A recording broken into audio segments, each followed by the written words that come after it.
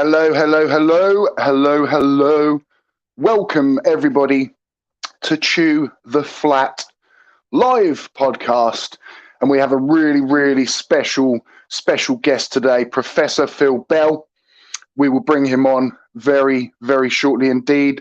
And as always, I have my trusty sidekick, the Batman to my Robin, Bullet Bill as well, is joining us today. Going to say hello to Cygnus, Charlie Welch, Martin H, Tiny Captain, huge ass. Hello, mate. I love a huge ass. Martini, Jonathan, always a pleasure, sir. Morris McCab, hello there. Hello to you all. I'm sure I saw Mr. 42 and Dave McKeegan as well. Hope all is well. Earth is life as well. Loving your work at the minute, destroying old Failzoid, Mr. 11 frames of failure. But let's get our guest on and Mr. Bullet Bill. So here is Bill, and we have Professor Phil Bell as well. Good to see you both, mate. Briefly, Bill, how are you? Yeah, I'm all right. Good, mate. Good. I didn't quite mean that brief, but Is there a word count? yeah. There a word count Yeah. And to my beautiful wife listening in the lounge, I can hear that, and it's echoing in my ear. So can you turn it down a bit, please, darling? Thank you. Phil Bell, how are you, mate? Yes, well, thanks very much. Thanks for having me on. Oh, mate, that's a real pleasure to have you on here, mate. I've been a big fan of your destruction of the Flurfs in the past. On, I think, FTFE, I think you've had a few run-ins with some Flurfs over there. So, yes, mate, it's good to finally speak to you. Yeah. Okay. Oh, good, mate. Great. How did you... Yeah, go on. You carry on, sir. You carry on. If you were going to ask me how I got into this flat Earth thing... Yes, I was. Okay, well, it's an interesting story. I was on Facebook some time ago and talking about some satellite that was happening. Actually, this was a record-breaking satellite launch. 104 satellites in being launched at once, and basically somebody else said satellites are fake and something stupid like that, and then this went backwards and forwards, and then this person said that they thought the Earth was flat, and I thought, is that still a thing? You know? yeah. Like that went out about 2,500 years ago. You know, how can that be still a thing? You know. Anyway, I say he gave me some links to this and that, the other thing, and I thought, I can't believe this, you know. I said, people will just believe anything, you know. But I thought it was funny. So, you know, to be honest, for me, this flat Earth thing is just you know, comedy and entertainment. Really, there isn't. Yeah. Let's just. The Earth is not flat. It's actually a sphere, you know, whether you like it or not. I'm sorry to say, but you know, if you actually believe it's flat and that's that, you know, in your soul, well, I have to feel sorry for you because you know. Get over that it. is. Yeah. It's like you say, 2,500 years ago. I mean, I can't talk really. Obviously, I was a flat Earth myself for nearly 3 years, but I mean, you know, I snapped out of it eventually. So we got there. You know. Well, I've got some interesting questions to ask you about that because one of the things I have been trying to do is because there are people who are actually very passionate about it. They actually do believe it. You know, I know that there's a bunch of grifters on the fringe, you know, who've decided, hang on a second, this is a good way to make a quid, you know. Yeah. We'll just take some money off silly people, you know. And but you know, and they don't actually believe the Earth is flat, and you can tell by the way they dodge questions, you know. Yeah. But there are other presenters, who do. I want to try and avoid not using anybody's name if I can help it. But there are other presenters who genuinely actually do believe, and then they're not fleecing their followers. They actually do believe it. They believe it in their heart, and mostly that comes from their religious belief, as far as I can see. But so look, they think that people like us hate them. We don't, think it's funny that, but on the other side, I actually feel sorry for them as well as think it's funny. Yes. So that's kind of a sweet thing going on there. It's hard to, there's that divide there, and I'm thinking, please, there is a double-edged sword, isn't there, as such, where like at one point you want to laugh, but then you do realize, behind that there is a human being there as well, if you know what I mean. So I totally get that. Absolutely. No, yeah. And the other thing about it is that I'm an educator. That's my profession. I'm an educator, and the notion that there's no dumb question is true. Okay. Yeah. All right. So you're not a dumb person just because you're ignorant. Okay. Ignorant, that's something that's fixed. That's fixed just with knowledge. Okay. So and you're not expected to know. If someone doesn't know something about thermodynamics or gravity, well, why would they? It's not their field of expertise. That's the same person might be an expert at putting a roof on a house or something, whatever. People are good at what they do, and there's other people who are good at other things, so it doesn't make them dumb, but I guess the thing about it is that are they prepared to look at evidence? Are they prepared to look at it in a way that would sway their thinking, their confidence in one or the other way? Look, mostly I don't think they're interested in doing that. Okay, but I don't know. No. Obviously, you were. Obviously, from your point of view, you were interested in doing that. You thought you must have at one stage thought, look, I really do want the truth. That meant something to you, and it wasn't just that you wanted to become. You didn't want to just belong to a club of people who were insisting that the Earth is flat, like most of them do. Yeah, I mean, a lot of it is, I think it's like, say, I call it tribalism. Well, a lot of people would as well, but it is kind of like, once you feel part of a team, it's quite difficult to leave the team. If you support a football team or something, who really ever just changes their allegiance totally to someone else, So it's more or less, once you're in, it feels like. And that's where this kind of phrase, once you go flat, you never go back. I mean, it's not never, because there's me, Ranty, there's others, but it's close to never, if you know what I mean, because a lot of them don't. But like you say, then they got caught up in learning the truth and becoming woke, as they say, enlightened, and they're already against science, aren't they, by that point? I found it difficult to trust science again. But it's over. It all happened over time as well, but well, evidence has nothing to do with it. It's at that point. Okay, it's just simply about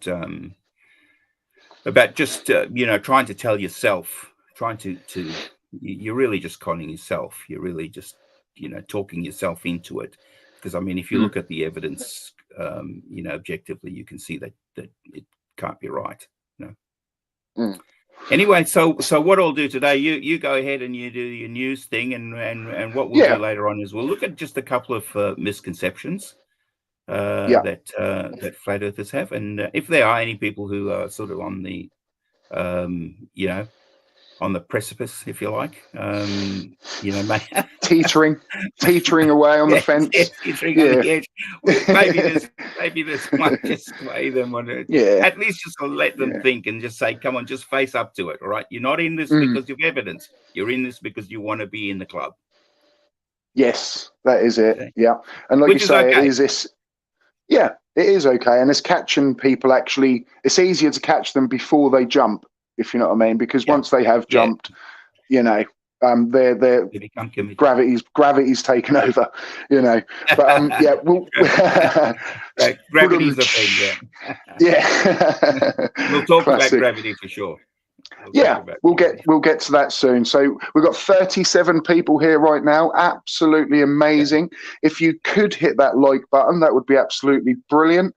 It just helps the algorithm, as we always say there. I'll do that right now. Oh, brilliant. Yep. And everybody, you do the same, please, and thank you. Yeah. So the news, I mean, there's a topic that we have to talk about, we have to chat about.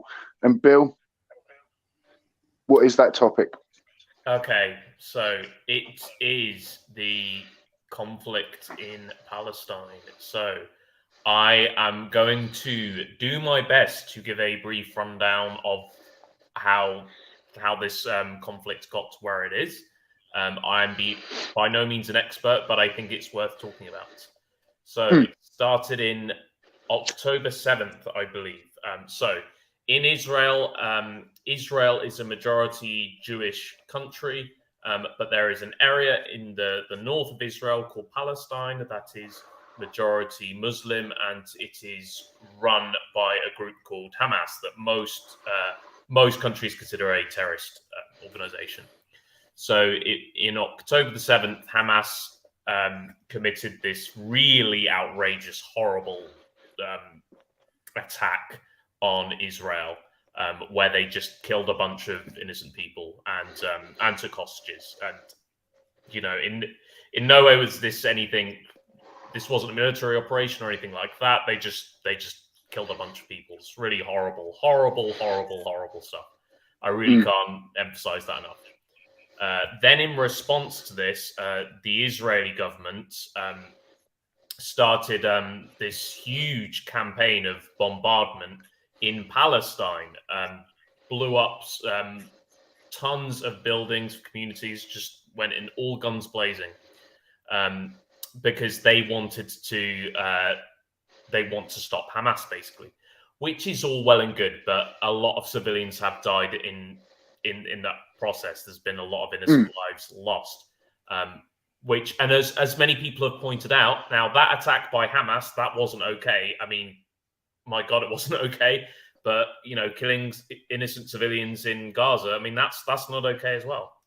And it has escalated. Israel are now in Palestine, and the Israeli Defense Forces are in a hospital for some reason. I think they think Hamas is hiding there, but I think it's a very questionable situation when you have anytime you have a military sort of entering a hospital, interrogating people, you have to wonder what on earth is going on.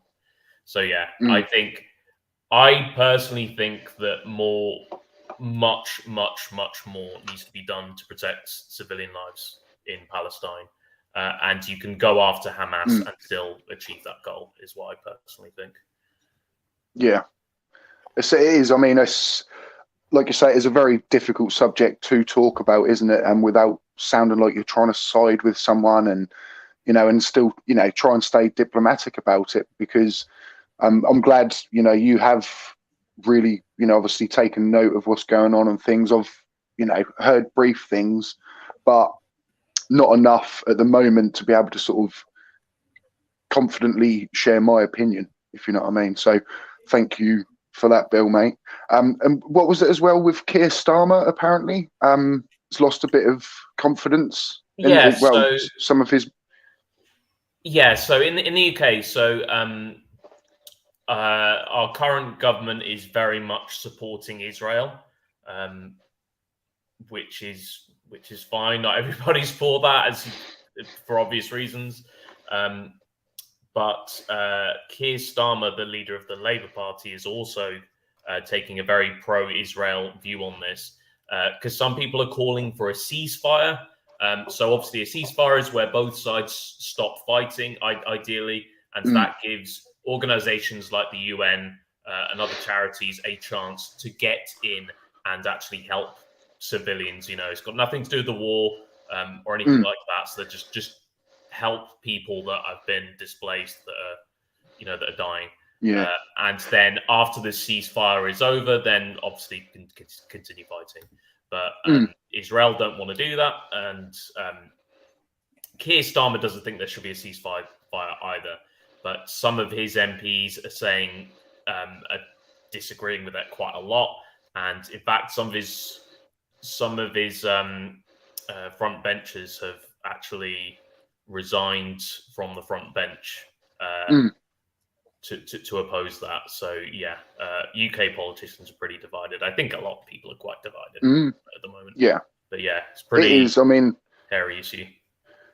Yeah, it is. And yeah, I mean, just my thoughts go to, out to anybody that is having to live through these at the minute. Sometimes it makes me realise how lucky I am to be born in the country I did. Sometimes I think really, quite lucky indeed. Yeah, I mean, what do you think of that, Phil? Have you got any opinion? I mean, no pressure at all. You don't have to say anything, but. Oh, look, there's no good wars. There's no good fighting. But look, my opinion is, if these leaders don't like each other, get in a boxing ring and fight each other and leave the civilians alone. We don't want to get involved in your nonsense. Okay, if you have your tiff, by yourself. Go off and fight each other that way. Leave the civilians alone, because we're not interested in fighting. We just want to get on with life. I like that sentiment a lot there, Phil. I like that. I think we'll move on from there. So we've got another segment coming on a little bit later called On This Day in History. So we'll go to that probably, in a little while. But I do feel like a lot of people are here also to listen to what Phil has to say about the whole Flat Earth movement and things. But what sort of area of expertise do you come from, Phil, that sort of got you excited or, Oh, look, I'm going to say the word aroused. Okay. Look, well, physics mainly. So, I mean, that's probably the main thing. Okay. And getting involved in the space industry, which surreptitiously, I didn't actually mean to do that. It was just accidentally managed to do that, which I found an exciting period of my life, which I'm retired from that at the moment. So, did you do any? Did you do any research, Professor? Yeah, I did in colloidal, in particle physics. Yeah, in colloids mainly. So yes. So anyway, I've since retired, but I find myself probably a little bit busier than I was even before. So because everybody wants a little bit of time, and there isn't a lot to get around. And I want to try and give some more to my family, which have been suffering over the years, because I've been so busy and traveling a lot. So I've got 140 hours of physics lectures next year, so I'm looking forward to that. And hopefully I'll try and I'll try and not do any more than that. So it'll be good. Yeah. I mean, it's a nice position because you can say no. That's yes, nice exactly. I do, and I sometimes do, because I 140 hours is actually quite a lot of work. Well, because you've had a great career and you've deserved your retirement. So at any point you say, you know what, I'm going to do nothing today, which is a nice position. Yeah, to be. No, that's. Yeah, I haven't had one of those days yet, but I am looking forward to it. I think you probably need to get into the habit of not doing as much work. I think that's probably something you need to. I can't actually. I just find myself pacing around and yelling at the cat, and I just I just can't do that. Or fidgeting with something, or breaking something else, or or leaving the stove on. So my wife won't even let me cook now. That's more. I bet that's more the wife wants you out of the house, isn't it? She wants some space. I know. Yeah. I Oh, go for a mate. walk every day, so Oh, got to be done. And we've got a super chat. I think $5 Australian. Professor Phil Bell, it's from Aaron Armstrong. What a superstar, Professor Phil Bell. You were going to run beginner courses in physics. I was very keen to attend. You're going to, yeah? No, that's Beautiful. that's still on my plate, and I'm basically just getting a bit of a studio set up so that I can do that properly, because there's no point doing it half-heartedly. What I want to do is I want to be able to use these lectures that I do to let students say perhaps at A levels or even GCSE level to actually make use of them. So great. So hopefully, So I want to do that properly. Yeah, I'd be interested in that, because I would need to go back to GCSE level, I think, to truly be able to get the understanding that I'd need. So yeah, I'd certainly be interested in that, mate. Hello, Rachie there, by the way. Hope you are well. And everybody else, Charlie Welch, huge ass. Hello, mate. Makes me feel warm inside to hear Professor Phil Bell being shown the respect he justly deserves. Oh, great. Yeah. I suppose, we're used to hearing him with flirts telling him is absolutely wrong. I mean, that was actually a question I've got written down here, Phil, actually, is how does it feel having people that basically have no idea what they're talking about telling you are wrong? Oh, occasionally I want to punch the screen, but actually, I just have to laugh about it. That's what else can you do? You can go nuts. Otherwise, if you took what they say personally, you just go nuts. So no, I don't. Oh, it's good to stay away from that. It is. I mean, it is just amazing, really, isn't it? Like, I'm like I said to Bill before this. Actually, I've debated a few flat earthers, and I said I'm more nervous talking to you tonight than I got with any of them, and then I said it's because I've realised Phil actually has credibility. Look, I'm just there. I'm not special, that's for sure. Look, I just recently I went on a channel and they allowed me to do a 2-hour lecture, which is a lot, and that takes a lot of effort to put into it. And despite all of that information, they still hit the reset button and still went on saying the same silly things that they said before. So obviously got nothing out of it, which is a shame, because, so, I mean, at least if you're prepared to just think about, my purpose is saying, look, this is why I think these things happen, right? Or this is why mainstream science thinks this. Okay, because in the end, I mean, even though we use the word truth quite liberally, one of the very first things I tell my students is this: there's no truth in science. Okay, if you want that, philosophy down the road, that's at building 9. Okay, go over there. Okay, mathematics. Mathematics is a little bit further down, right? Go over there, you'll get some truth. Not here, okay? Okay, because over here, we'll change our mind when we see evidence. Okay? That's it. And we're not afraid of being wrong, okay? Okay, we don't want to believe wrong things. All right. So when someone shows us evidence that says, look, what you thought about in the past is not quite correct, we're happy to change our minds. All right. We're not stuck on a particular thing. Mind you, if you are heading on to flat Earth, that will never happen. Okay. There will never be a point where I will come and say the Earth is flat. That's not possible. No, right? never was, never will be, is the thing, isn't it? So, yeah, exactly. So science is really about confidence. Okay, so you have an explanation for something, just like we have like Einstein's, come up with an explanation for how gravity happens. Okay, Mm. right? Why it happens? And we're pretty confident about that. And the reason we're confident is because over and over and over again, it's tested and shown to be accurate. And within the bounds of what we want.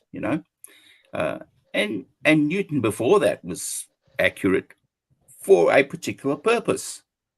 All right. So if you wanted to build a building or make aircraft or all of those sort of things that we normally want to do on Earth, we don't want to go through through the hassle of the mathematics that we need to do to get to try and work it out from Einstein's point of view.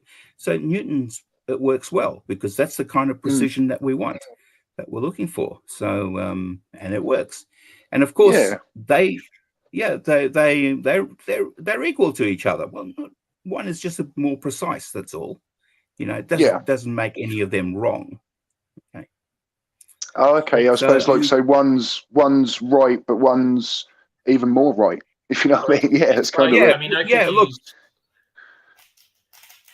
I could use an example. This is probably a bit lower level, Phil, but you probably know what I mean.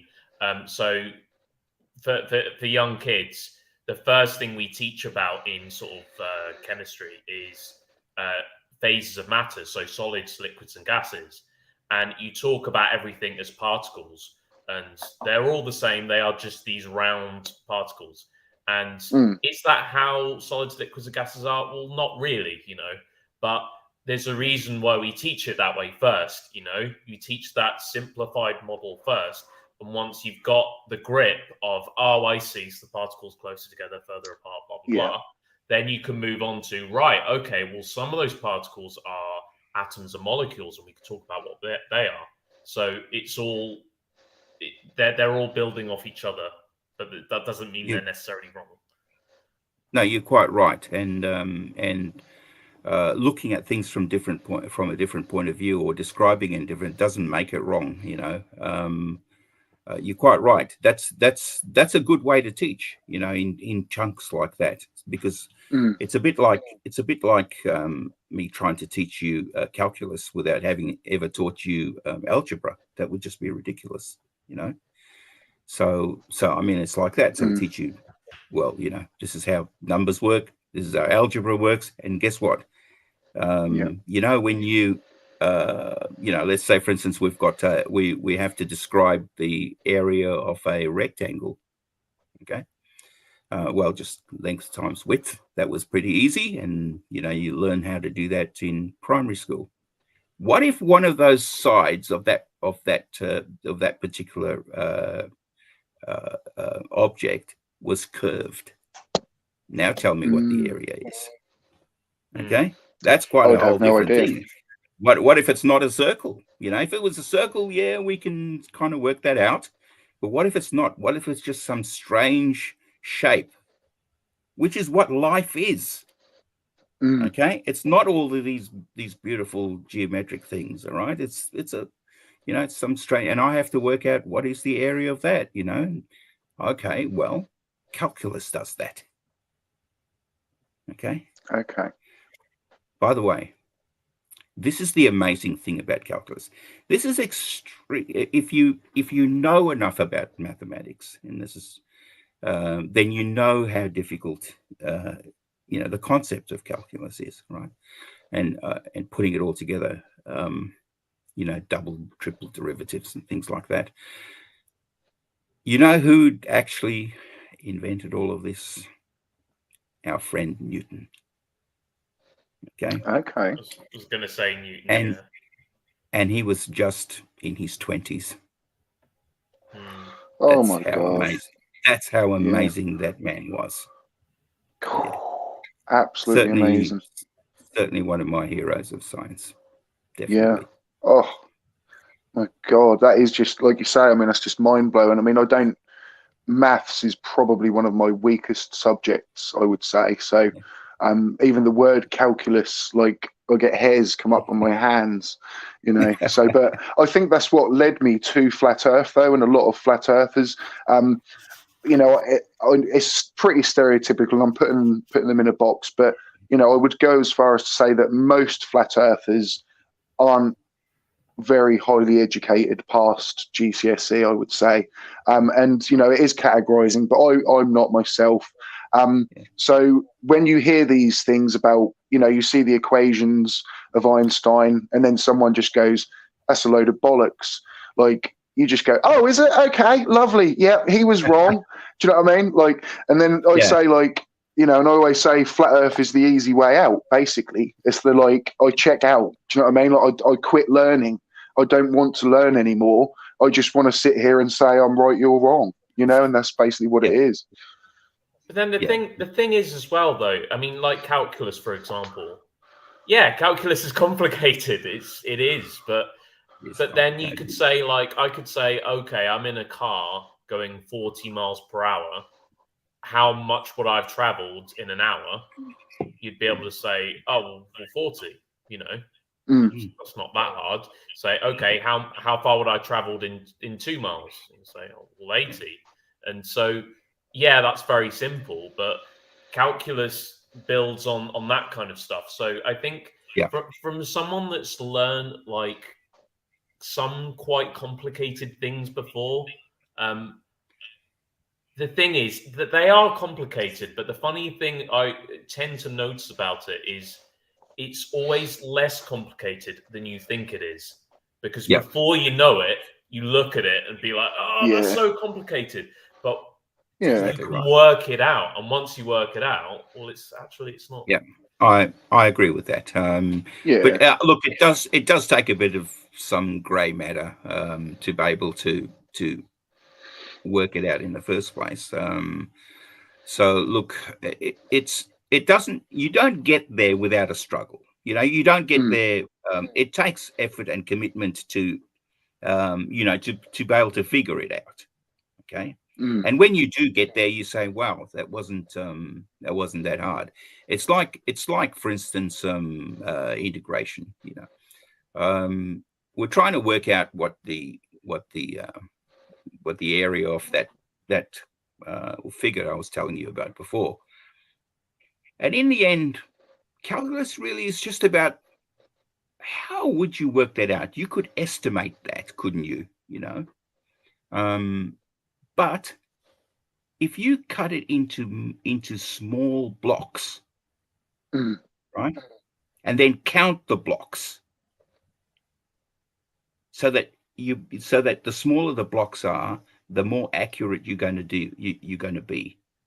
That is essentially what calculus is doing.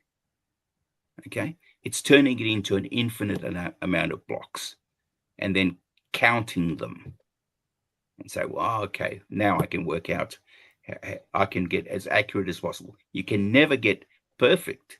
Okay. All right. Because you can't get to infinite. Is it gradient of a curve and that kind of thing? Yeah. So the same. Let's say if you're doing differentiation, then you're looking for the gradient of a curve. You're looking for what is the slope at that particular spot. Okay. What's the tangent to this, but at this absolute spot? Okay. And that's basically what you're looking for, and that'll change. So as the thing slopes, the gradient slopes. So it's a bit like thinking about Earth. There's no two places on Earth, okay, where plumb is exactly the same. All right. So that's relative to the ground. Where they parallel. Yeah. Okay? Whereas obviously flat earthers parallel to you. Flat earthers would say as well, though, wouldn't they? They would say they are, wouldn't they? And perfectly they're going, no. So if you're looking at two things that are, you hang a plumb bob there and you hang one over there right next to each other, you don't have any tools that could discern the difference between the top of that plumb between the top of that string and the bottom of that string. You don't have any tools to do that. Okay, you don't have any tools that accurate. But let's say you could put them miles apart and miles high. You most definitely would find out that these things are not parallel, even though individually they plumb. It's like the pylons on the bridge. Individually, they have to be plumb. This bridge would not work if it wasn't plumb. Okay, it has to be plumb. So every pylon has to be plumb, and yet, when you look at them, when you measure the distance between the tops and the bottoms, they're different, which means that they are not parallel, even though individually they plumb. That right there tells you the surface cannot be flat. Yeah, it's exactly, it reminds me of our level Bev at the moment. Absolute, level. Yeah, he's just obsessed with the word level. We have got a flat earther in the chat, so hello, Mr. Flat Earther. What else did I see? I did see a comment. Can STST explain this in his own words? Well, that's why I have Phil Bell on, Graham, because I can't, and I've got him here to learn from him. So everyone, we've got 46 people at the moment. Thank you so much. Absolutely amazing. We've got S Thurston 2, Nails 077, and all of you. Hello, Man Devil. If you haven't, please hit that like button. It will spread this stream around, and yes, we'll get more people over as well. We'll move on to another little. Oh, sorry, mate. Before we go, can I just make a correction? Okay. Oh no, so we're not finishing up just yet, mate. Yeah. I said there's no place on Earth where two plumbs can be parallel. There's one if superimposed on a plumb on the other side of the Earth. The perfect opposite. I was thinking that. Another one. I was thinking there would be there would be another one. Yes, but even that would be suspect because the Earth isn't exactly a sphere. Maybe right down the axis, but if it was a perfect sphere, then I would definitely say that the opposing plumb would be exactly parallel, but the Earth isn't exactly a sphere. So I probably am right in the first place anyway. Yeah, I think you probably are actually still. Like, there might be a few, but like you say, there's never an absolute. There's never an absolute, as you said earlier. Never an absolute. And you got to think about, it's like the people who talk about flat Earth will say, well, that water is level, right? The water in a cup is level. The water in a bath is level. And so it sure does look flat to me. However, it's not. But I don't have the tools. There's no tool that I can use that I could measure that to see if that's true. Okay. But I do know this, that every single one of those molecules of water will wants to head towards the center of Earth. It's pulled towards the center of Earth, which is a sphere. So it cannot be level. It cannot be flat. Okay. I shouldn't mix those two words. Level and flat are different words. Okay. Yeah. Flat. Especially, because I think level in relation to Earth, I think it means something like conforming to the curved parts of the liquid parts of the curved surface of Earth, or something like that, isn't it? Yeah. Which again, though, flat earthers hear that and jump on, level. They think it means flat, and they do see means sea level and all of this, and they think, that just means flat. They'll just swallow it up, cherry pick it. I think just mixing and matching colloquial words with scientific words is part of the problem. So it ends up being a semantic thing, theory, like the word theory. Yeah, like the word theory. Yeah. So level is one of those words that do that. Flat doesn't mean horizontal either, although Although there is a particular channel with a very shouty person on it, who now says, well, table is flat, yay, flat Earth. Horizontals, flat Earth. What anything they see that's flat, the Earth must be automatically flat. Mm. Yeah, and they take the word planes as well, don't they? They take the word plane to mean flat. Yeah. You know, so they'll say like, oh, what about the abyssal plains?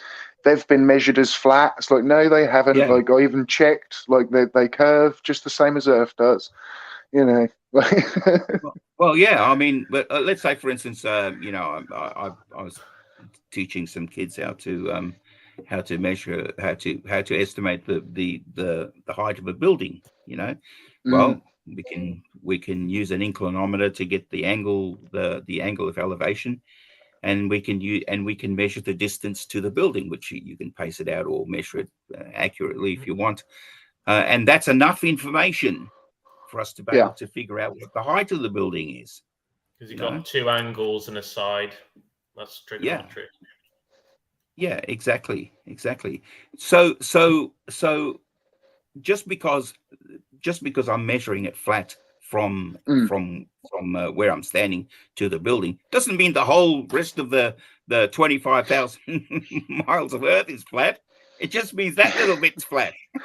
Yeah, that is it. And like, you know, and they'll say, oh, I spoke to a builder and he said like, oh, I've never built a building on a curve. You know, how big was the building? That was just one house. He's like, oh, come on. Do you know what I mean? Like, this building would need to be like, you know, 1.5 miles long for it to be truly taken into consideration, wouldn't it? You know what I mean? Or, well, don't quote me on those figures, but you know, there's a point when you do have to take it into consideration when building such things. You know, I think even was it what's it called, I've completely forgotten the name. The something collider, the hadron collider.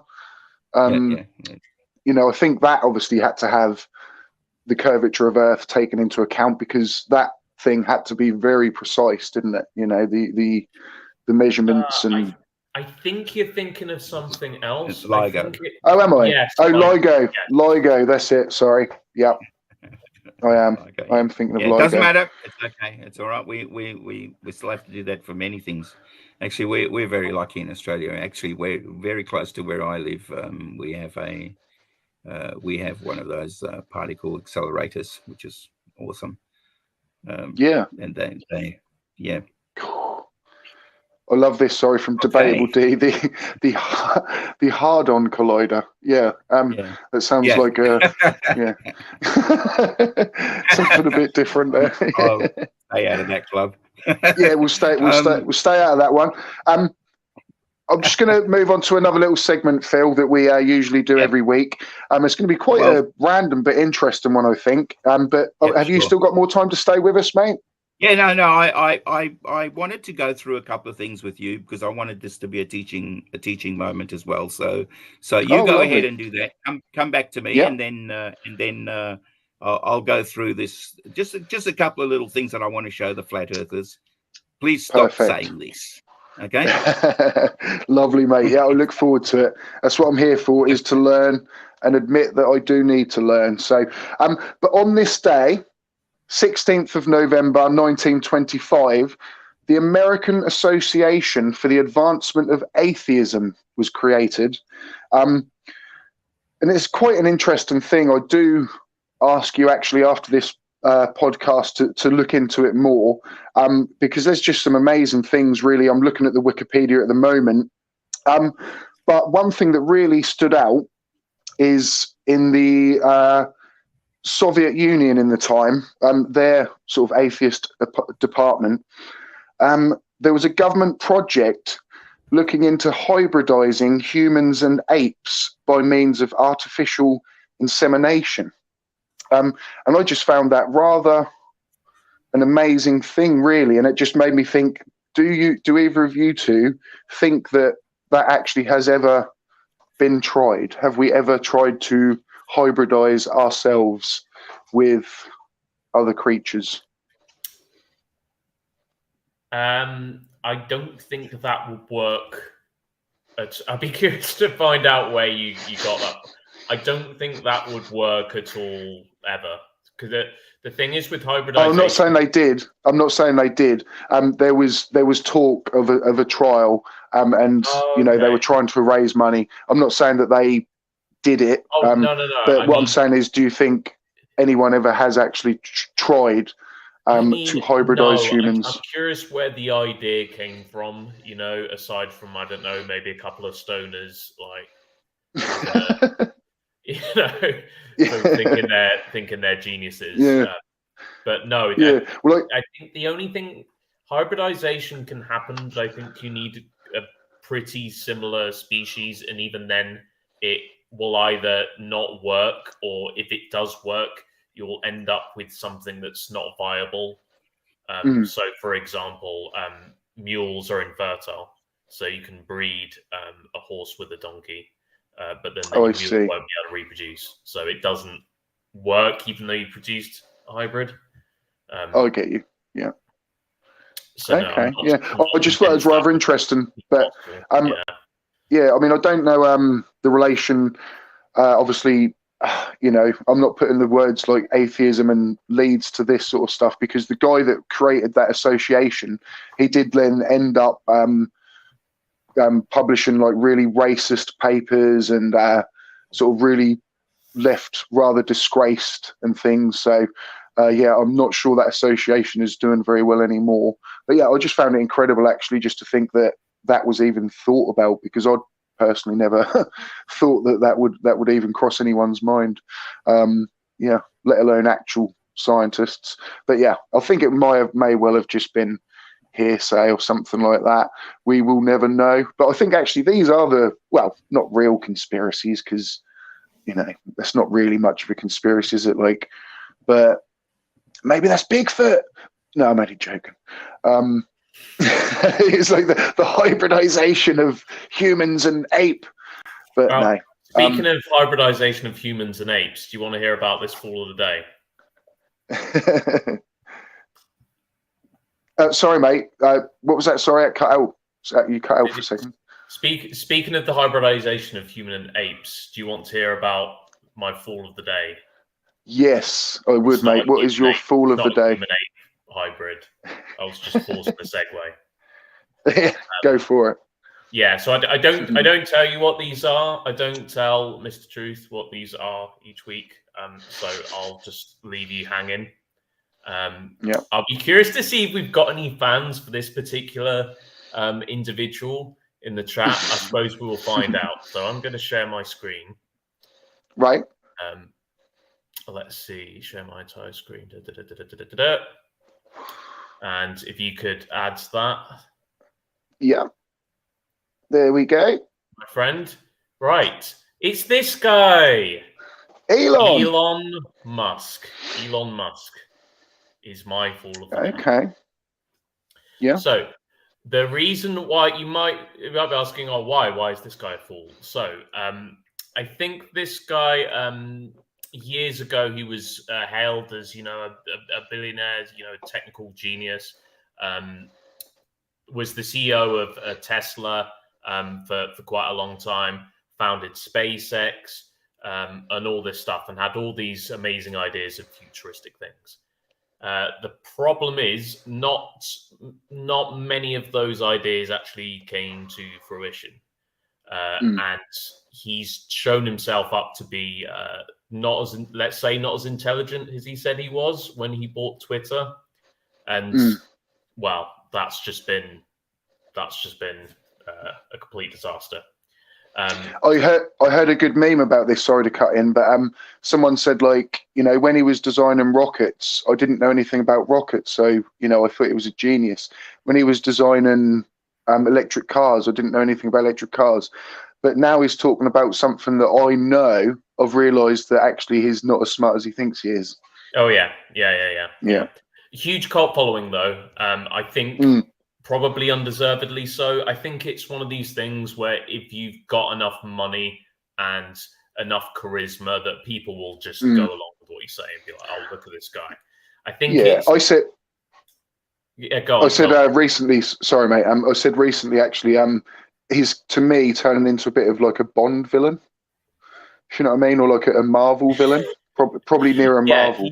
I just can see, like, maybe not this Elon, but maybe the next Elon in 200 or 300 years, like they'll be flying around in Iron Man suits, and I'll just think, oh, we're on our way to like Gotham City style. He's like Batman, isn't he? He could become Batman if he wanted to. Yes. It's at that level.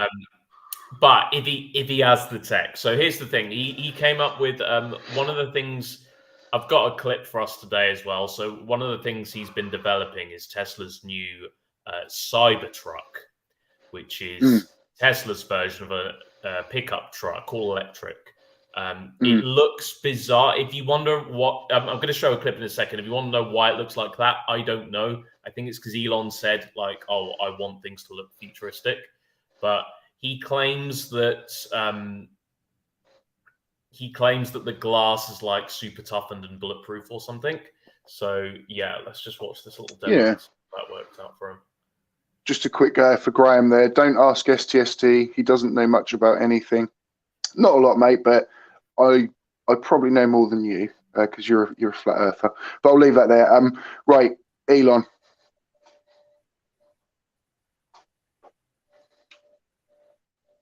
I can't hear him. I can't hear at the minute.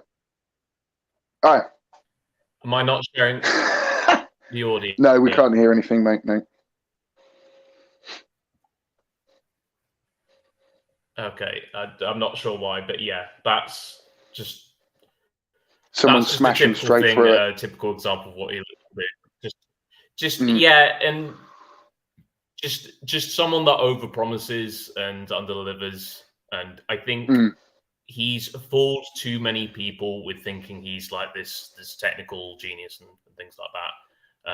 He isn't. So he funds, funds things, doesn't he? And then he has, I'm not saying, he's clearly not an idiot, well, he's a fool of the week, but, he's got some brain up there, to be able to hold on to this wealth, and, there's something up there.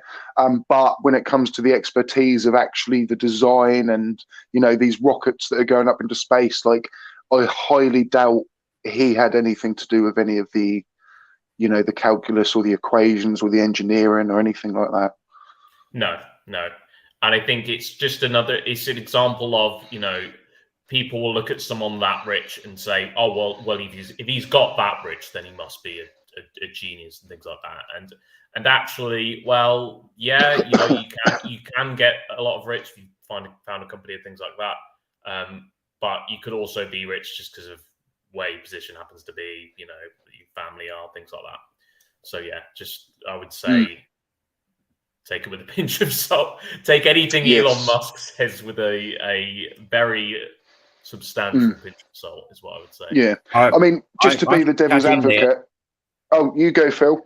Yeah. I was going to say, I should add that Elon Musk is no fool, all right, and he does actually take the trouble to get involved in trying to understand the technical aspects of, because if you listen to him describing a rocket engine, for instance, it's pretty accurate, and he'd have to have studied it pretty well to be able to describe it the way he does and the problems that it has with it. So he's not your average person, put it that way.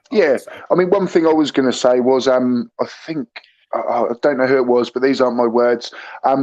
But we're going to have Graham say, do you ever say any of your own words, STST?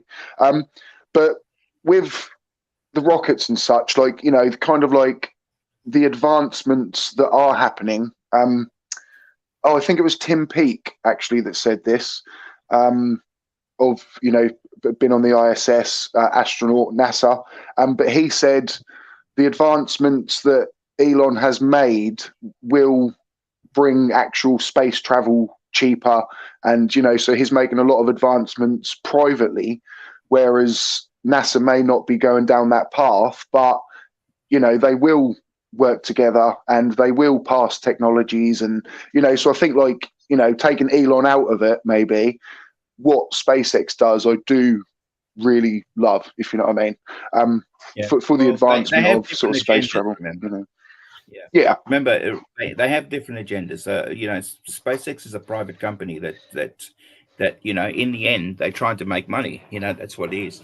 NASA doesn't have to make money. They funded by the government, and specific projects, once they're agreed to, are funded. So they have a different agenda altogether. SpaceX is about what can we do. What can we do in the space industry that's going to bring us a return? And it's not just about an ego thing. It's not just about, let's do something so that we can look good. It's much more than that. You look at now, where they're putting thousands of satellites, around the Earth. Not that I agree with that, but they're putting thousands of satellites around the Earth for internet purposes. And so this is using the space and using what they've learned in tech with the technology to actually make money. That's the whole point of it. Yeah. Bill, did you have a sort of other point? Because I don't know whether with the Elon with Elon Musk, sorry, was there a final point to your fall of the week? Because was it about what he said about something to do with coding or something to do with IT or something like that? Or am I putting words in your mouth? There's been all sorts of things that Elon has said. Mentioning code, one funny thing he's done since taking over at Twitter, he's asked the developers. I don't know how many people watching now are developers, but he's asked the developers to actually print out their code, print it out on paper to prove the work they've done. And anyone working in code knows this is completely bizarre. That's not something you do. Everything is shared digitally. That's kind of the point of it, So okay. Yeah, he was expecting it to come out like a music score or something. It's like if someone were to look at how good you were as a YouTuber, and instead of watching your videos, they would be like, "Oh yeah, could you just write down the script of everything everyone said?" It's a bit like that. It's a bit like, what are you talking about? But no, he's made so many just really stupid decisions. That he does deserve that moniker, I'm afraid, Elon. Yeah, well, he can be our fool of the week. Like we say, is our fool of the week. Phil, so you'd like to sort of chat about some other things, and like you said, I may learn a thing or two, mate. Okay. So I've got my thinking cap on. Okay, well, I've got something. I'll share this with you. I think I might have to bring it up first and then share it. So just bear with me for a second. No worries at all, mate. No worries. If you are here, I have 47 people at the minute. Thank you very, very much indeed. Hit the like if you haven't. Maybe hit the share, hit the subscribe even. Let's do it. Let's go for it. Tinker. I saw a good name there. Sorry, where are we? There's a lot of names I haven't seen before. That's really, really cool. So if you are new, smack the subscribe, and I'll leave a link to Phil's channel as well after the stream. It will be in the description. All good in the hood. Hello. Also, Timo Lynch, what a superstar. Right. So are you sharing your screen, Phil? Yeah, I'm just about to. Be a second. Oh yeah, no worries, mate. No, I was just getting the image ready, and then so now I'll do that. Okay. All right. Okay. So I hit present, and I think this is what we did before. Lovely. Right. Bear with me a second. It's not quite showing up yet. I'm gonna have to. No, we're on our way. I'm gonna have to. What's up, Bill, mate? I'm gonna have to see how much I remember about my own physics. Yeah. I'm very nervous. My physics is shaky at best. It's not exactly what I thought. Yeah. I did read a really good book on physics, though. I don't know if I mentioned this to you. I read, it was called "Why Does E equals MC Squared?" You know, because that's Einstein's formula for relativity, and I never understood that. And I thought, let's give it a go. And I got a sort of the tiniest grasp of understanding. You know, I wouldn't say I understood it like perfectly because it's very hard to get your head around. But it was very interesting. It was very, very interesting. Okay, so just all right. So basically, the sharing isn't going as well as I thought it would, because I'm trying to. I don't want to share my whole screen, but I might have to get this done. So basically, what I was going to put up there was the picture of that you've seen before, and that is the belt of Venus. Remember that? Oh yes, yep. Okay, all right. Yeah, I think you had you did some you made a comment about that. Okay, that's what I was. Yes, mate. I made a video. I did do a video. Yeah, yep, you did. Yeah, indeed. So just to remind people what that looked like, that's why I was trying to get to share. Okay, so let's share the screen. Okay, I'll try to share the entire screen. We'll see what happens there. Okay.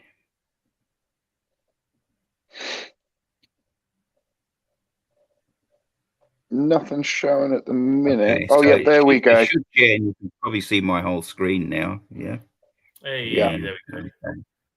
Yeah. Hey, so So now, all right. What can you see now? Because I you know can see still, the picture of the. Yeah. See what you see. Yeah. Okay. Now you can see it. Yeah. Right. Yeah. We can see it. We can see it. Yeah. Okay. So this was it. All right. And one of the things that the flat earthers say is that the moon and the sun are in the clouds. All right. And what they did was they looked across here, and they're saying this over here is the horizon, and therefore that the moon is below the clouds. Okay. Yes. Well, so in at least cloud level, or if maybe a little above it, you know, if you want to agree with that. Okay. So that's what they're saying. All right. And of course, this is actually the shadow of the Earth. Which actually debunks what they say about flat Earth. I don't know how I did that. Okay, all right. It's strange. I didn't even ask for that, but there you go. This. I'm just trying out Windows whiteboard at the moment. So just bear with me. So I think. Okay, so you know what that looks like. Well, I've got a different file to show you then, right? Okay, so if we okay. Oh, I don't know what I'm doing here. Let's unshare that. Okay, I'm going to stop sharing. Okay. All right. Yep. Now, you've seen. If this was Zoom, I would be flying with this. But anyway, you've seen pictures of high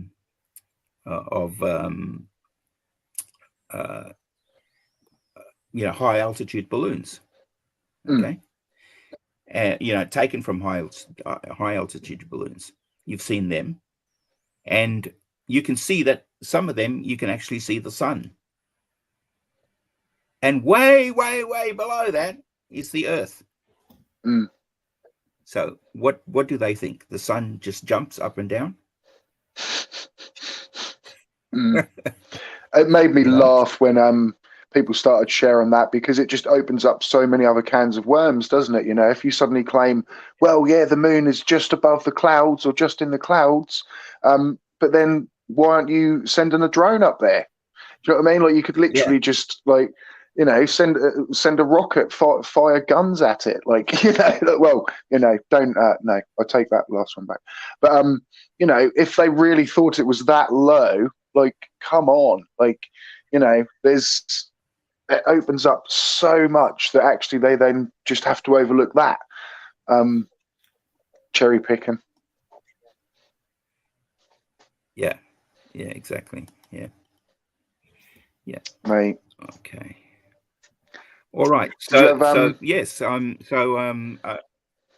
Look. So that was the first thing. But I want you to. So if you are one of those flat earthers who think that the sun is in the clouds, right? There's a bunch of questions. Saying that the Earth is flat has consequences. Okay. All right. So you can't just say, look, I'm not making this claim, I'm not making that claim, which is a lot of what those grifters say. I'm not making any claims. Well, I'm sorry, but if you say the Earth is flat, then there are consequences for saying that the Earth is flat. Okay, if you say the sun is in the clouds, you know, if you say that the crepuscular rays shows that the sun is in the clouds, there's consequences for saying that. Okay. All right. If the sun's in the clouds, why is it not evaporating all the clouds? The sun's extremely hot. Okay. Why does snow go on the top of mountains? You know. Yeah. Okay. You know, if not you melt. think that, if you were on a beach in our beautiful city of Perth, Fremantle, which is near Perth, and looking across at the sunset, okay, and the sun appears to be in the clouds, and it's you know, just 1 or 2 degrees, or maybe even 5 degrees of, let's say 5 degrees above the horizon, you know, as you're looking at it. Well, I've got news for you. That sun is actually over South Africa. Yeah. Yeah. And at the same time, yeah. Right. Yeah, you can see the crepuscular rays from that sun, but that sun is over South Africa at that instant. Yeah. So how can you say that the sun's causing those that the sun's is got divergent rays, and those crepuscular rays are caused by a local sun if the sun is you know, 6,500 miles away? Yeah. So it'd be, say, noon in South Africa. Yeah, exactly. All right. Yeah. You know, I mean, those are consequences for saying things like the sun is in the cloud. You can't just say, oh, but I'm not making it. Oh, but we don't know what the sun is. Okay. That's just a bit of nonsense, you know. Yeah. Okay. It really is, isn't it? Yeah. So I thought I'd just undo that one.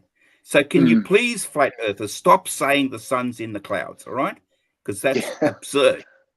Yeah. Right. For starters, if the sun, when you go higher up, it actually gets colder.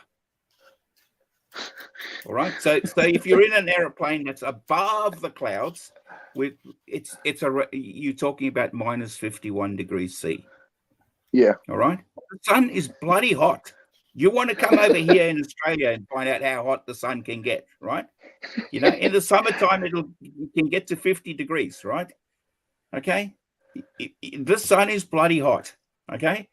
Well, if it was in the clouds, it would definitely be evaporating all of the clouds. Okay. For a long way. Okay. Yeah. And up there, we have ice. Why isn't it melting why isn't it those things they call chemtrails? They're actually ice. Why doesn't the sun just melt then? How do you get to even see them? Believing in flat earth has consequences, okay, that you can't run away from. You've got to deal with them if you want to actually, if truth is actually what you're after. Okay, if you want to describe something in reality, then you've got to face those things. You can't just wave them away and say, oh, well, you know, I haven't got an answer for that, so I don't know. But I'm still going to believe the nonsense. Yeah, I mean, I even used to say myself, like, oh, well, flat Earth science has been suppressed and it doesn't get any funding and it always gets hidden, you know, and I would believe that and just spread that absolute nonsense, you know, and it's just stupid, you know, if there could be flat Earth science, there would be flat Earth science. It's as simple as that. Well, one of the things that they say is they say, well, where did you get the radius from the Earth from? So, okay, well, you know, lots of people have done that for thousands of years. Okay. And Eratosthenes is one who's you know, documented, you know, and they say, well, oh, did he exist? Well, lots of people have written about his work. So yeah, they all made it up, did they? You know, for goodness sake, you know, they described it accurately, you know. Actually, a contemporary of his whose work is surviving today actually wrote about him, and that was Sabo.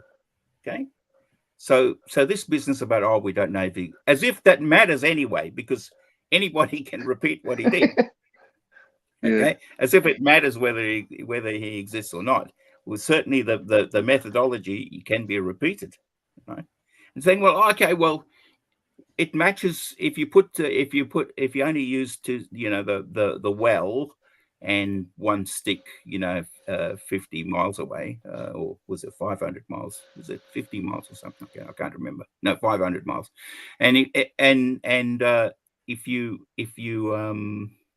use only the two sticks, then that could happen to a local sun. And I've heard actually, you know, people like Neil deGrasse Tyson say that's true. That's not true.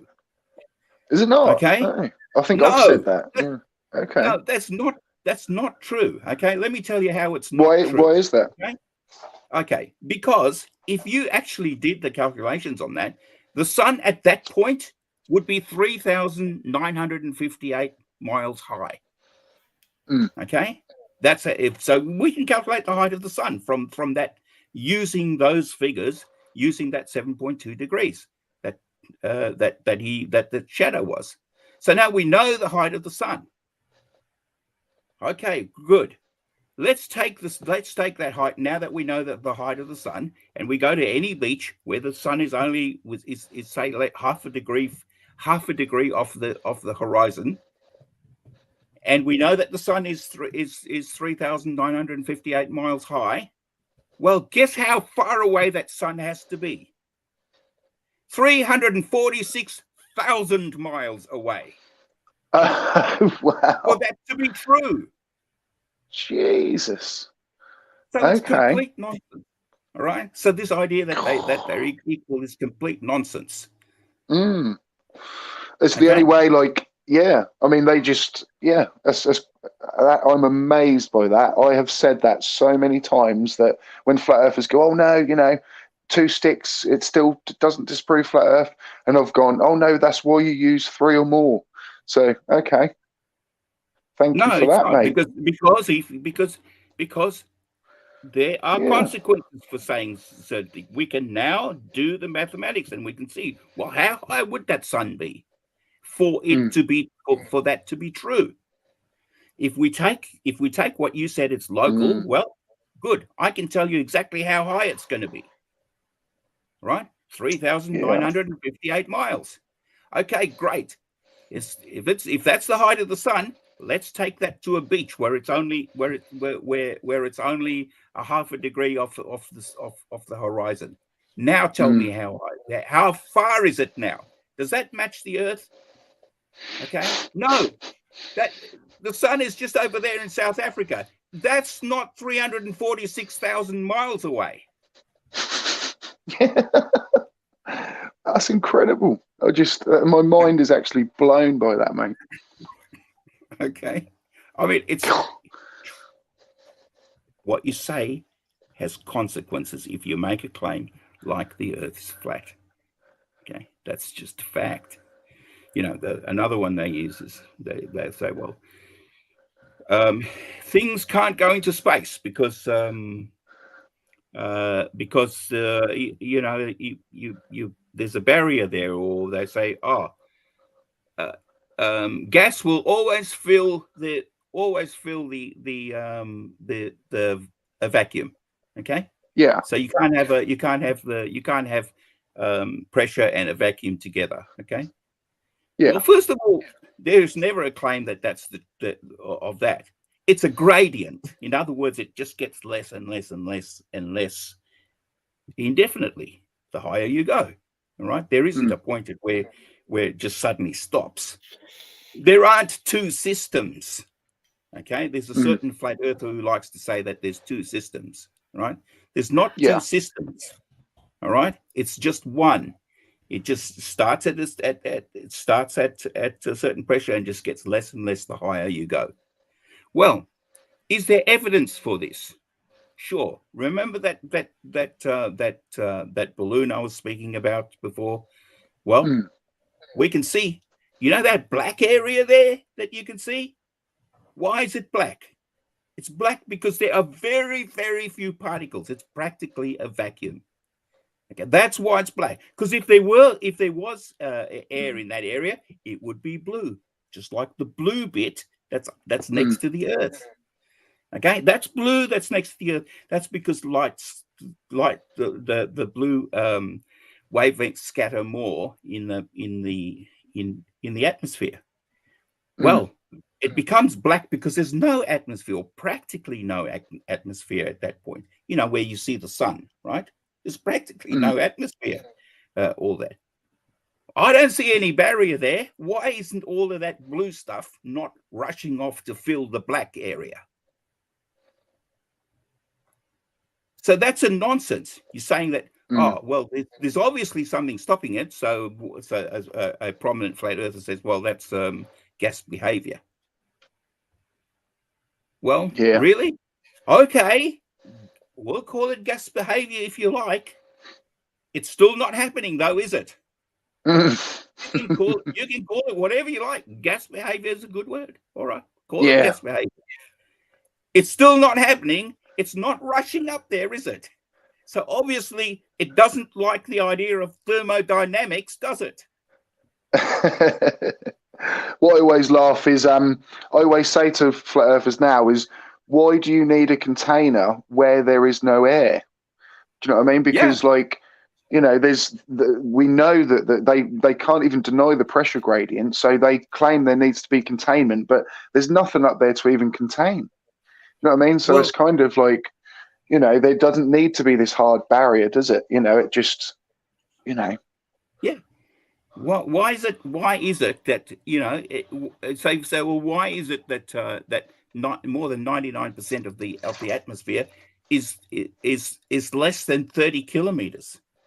Is below 30 kilometers.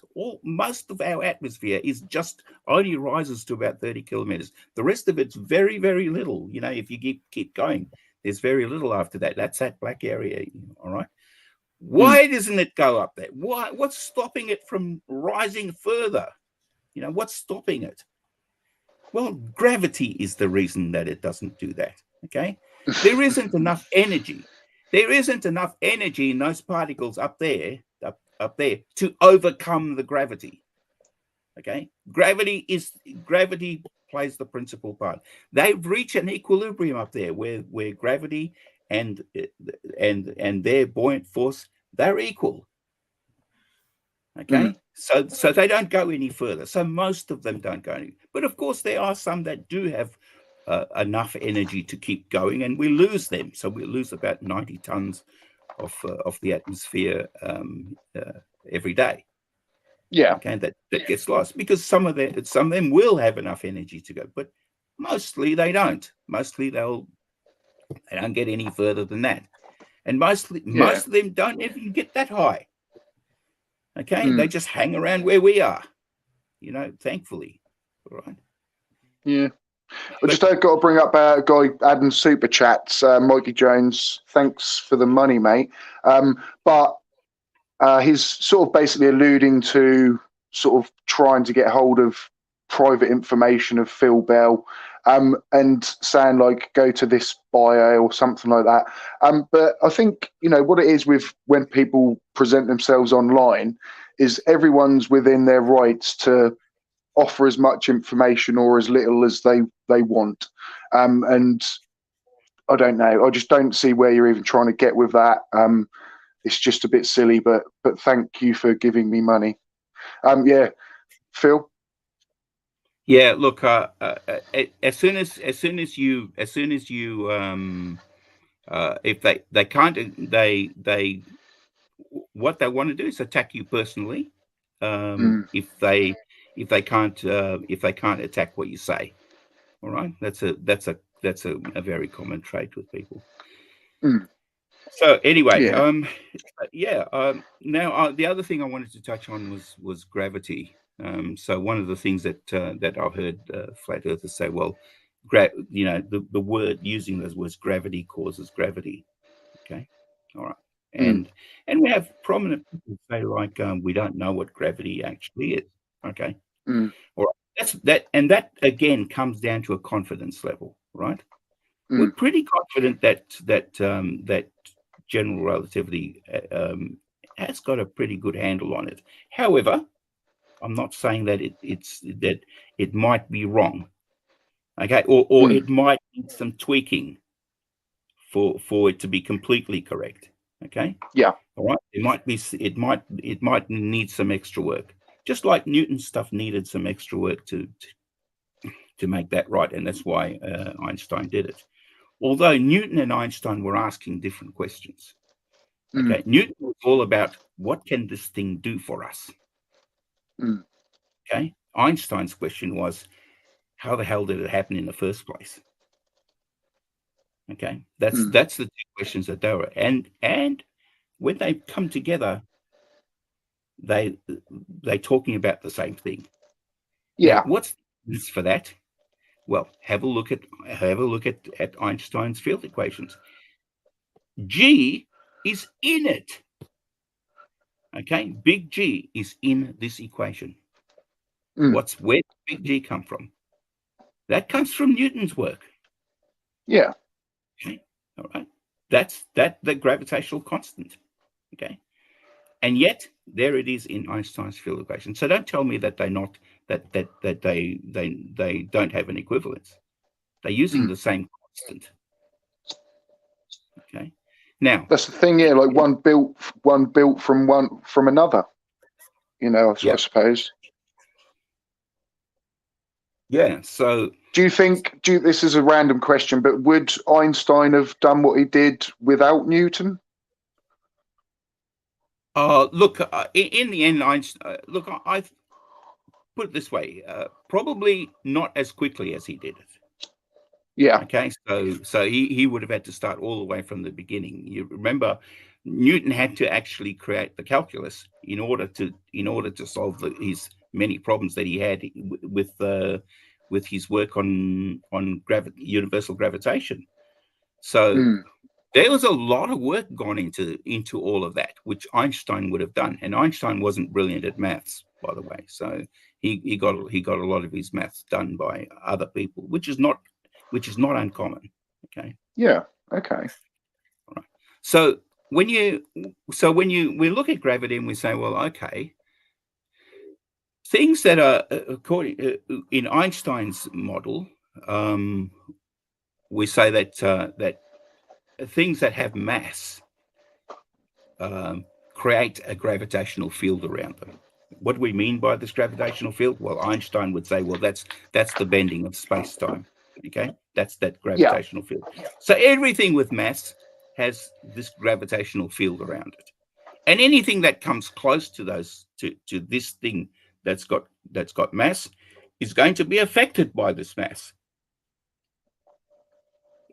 Now, it so happens that the gravitational field around Earth, created by this bending of space-time, okay, in general, as an average, I would say, if something comes within earshot of this gravitational field, will then accelerate towards the ground at an average of 9.8 meters per second squared.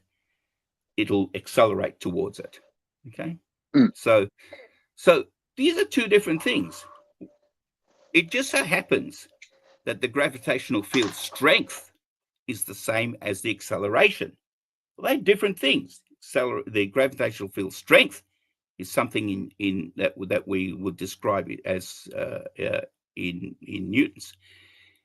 The gravitational the actual acceleration is something we'd describe in meters per second squared. That's an acceleration. So it happens that the gravitational field strength is the same as, on average, is the same as the acceleration.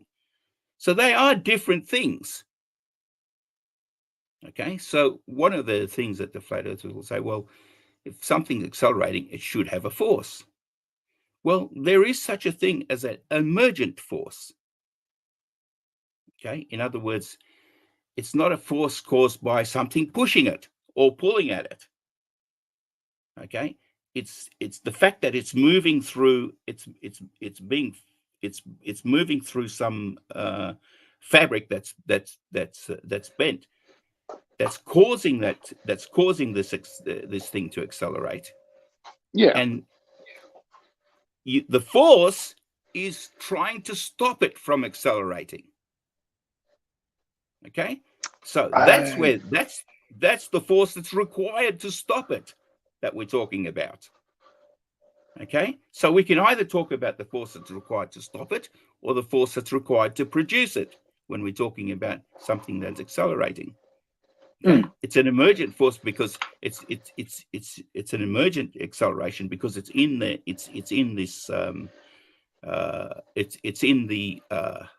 area of the gravitational field, so it's going to accelerate.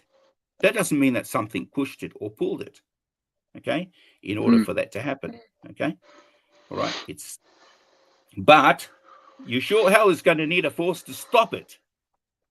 Okay. Yeah. All right. It happens that force now is going to be the amount of mass of that object times the acceleration that it has at the time. Now, wow. What's the evidence for all of this? Well, I like the gravimeter as really good evidence for this.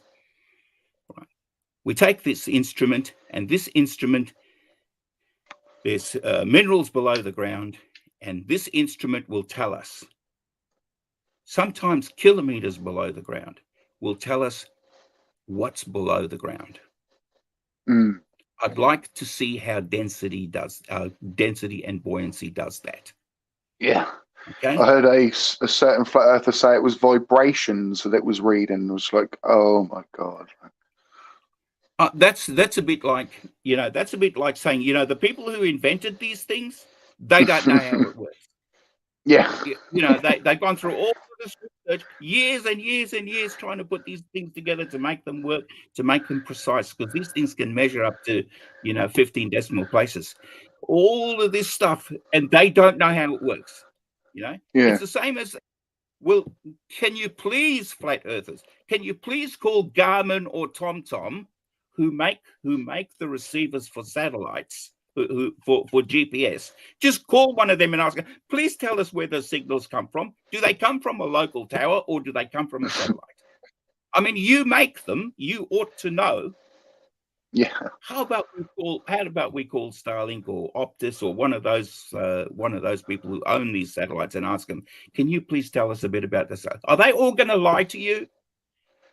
All people are just going to tell you nonsense. What about the satellite on that? I've got a satellite dish on my roof that I actually watched the person install. So I ordered it, and this guy came around, and of course I had a great interest in it, and even helped him to get the angle just right, because he had to face this towards the equator.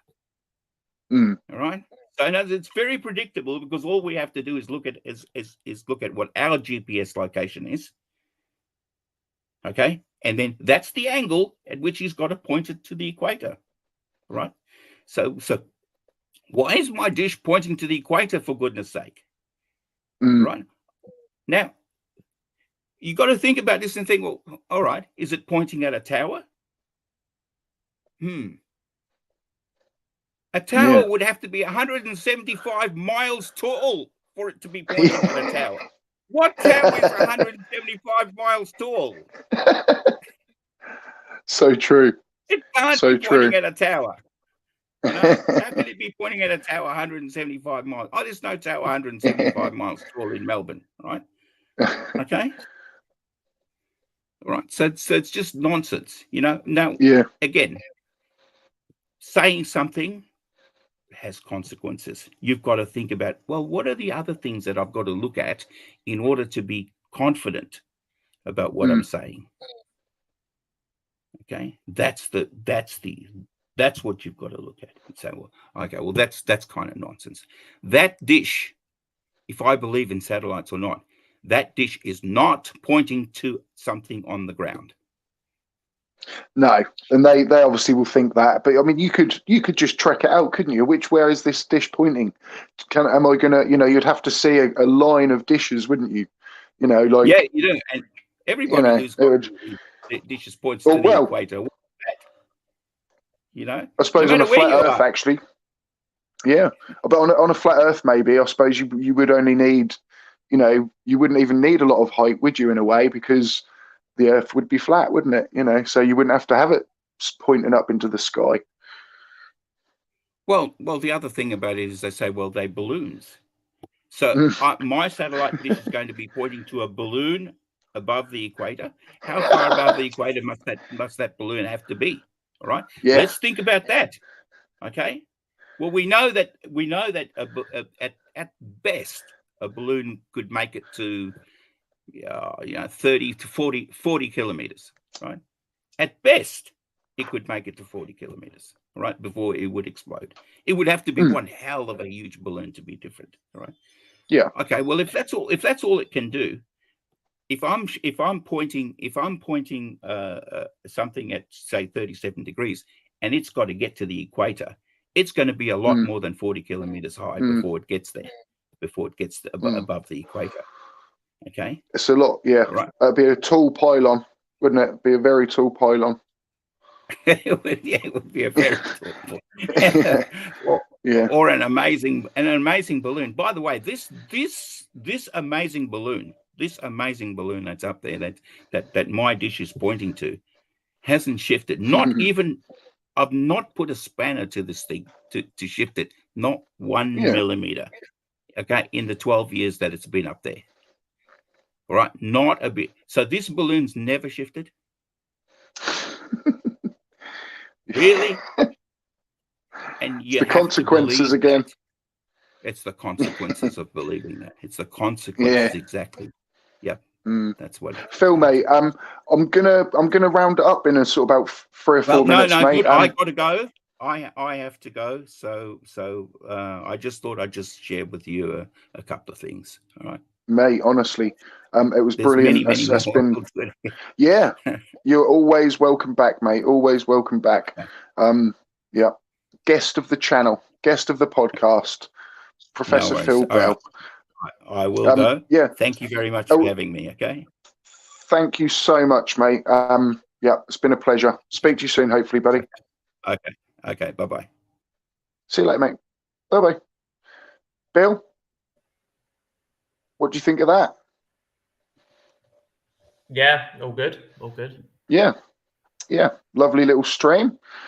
Thank you. We've got 50 people at the minute, and yeah, really loved the fact that Phil came along there to share some of his time with us. Mike Jones, thank you for the money again. And everyone that has been here, Nails 077, John Eagle. Yeah, this is a place for all, but we just don't tolerate abusiveness, racism, sexism, things like that. Flat Earthers, if you want to come here and, have a little wind up, that's fine. But, we have got moderators here, and if they do step that line, moderators, of course, feel free. But yeah, we'll give everybody a chance.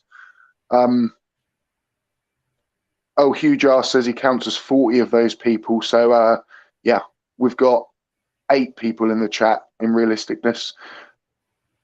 Did enjoy Eduardo Ferrero. Yeah, amazing, guys. Anyone, if you're listening back, if you didn't listen live, do hit that like as well. Maybe subscribe, and we'll see you again next Thursday at 9 o'clock. Bill, do you have any final words, mate? No. I've got some final words for you, but after the stream is finished. Cool. Nice one. All right, guys. Thank you very, very much. And thank you all for joining.